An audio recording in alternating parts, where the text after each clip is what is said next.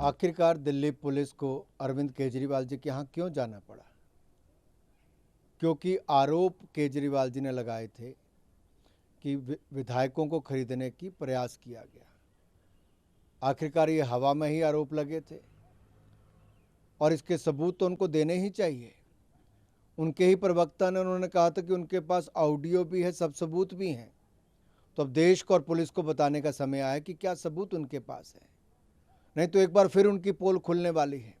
जैसा पूर्व में भी केजरीवाल जी ने झूठे आरोप लगाए और एक नहीं अनेक बार नेताओं से माफ़ी मांगी, अदालत में माफ़ी मांगी और उनका चेहरा बेनकाब हुआ है कि वो अपने शराब के घोटाले के भ्रष्टाचार को बचाने के लिए, उससे ध्यान भटकाने के लिए भारतीय जनता पार्टी पर झूठे आरोप लगाते हैं।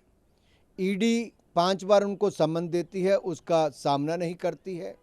वो अपने जिन मंत्रियों को ईमानदारी का सर्टिफिकेट देते हैं वो आज जेल में है, उनके उप मुख्यमंत्री, उनके सांसद जेल में हैं और देश की जनता आम आदमी पार्टी का असली चेहरा जान चुकी है कि वो भ्रष्टाचार भी करते हैं और झूठ भी बोलते हैं। केजरीवाल जी को जवाब देना चाहिए, सबूत देने चाहिए, नहीं तो एक बार फिर भारतीय जनता पार्टी और देश से माफ़ी मांगनी चाहिए। अरविंद केजरीवाल और आम आदमी पार्टी केवल भ्रष्टाचार के बेताज बादशाह नहीं है, बल्कि झूठों के महासरदार भी है। और इसीलिए झूठ बोलना, हिट एंड रन करना, स्कूट एंड शूट करके निकल जाना, ये उनकी फितरत और डीएनए का हिस्सा बन चुका है।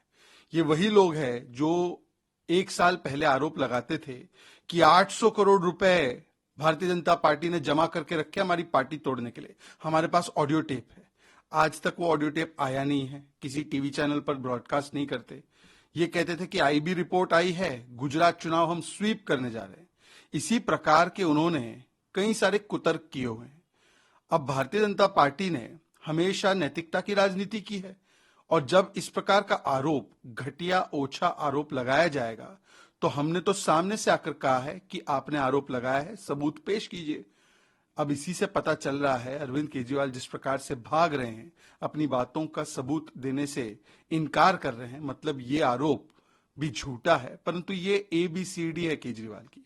दरअसल केजरीवाल जी शराब घोटाले में सवालों से बचना चाहते हैं, सवाल का जवाब नहीं देना चाहते। तो ABCD, कभी अवॉइड करना समन, कभी भाग जाना समन से, कभी कवर अप और छुप जाना और कभी डाइवर्ट करने के लिए पूरे मुद्दे को भटकाना।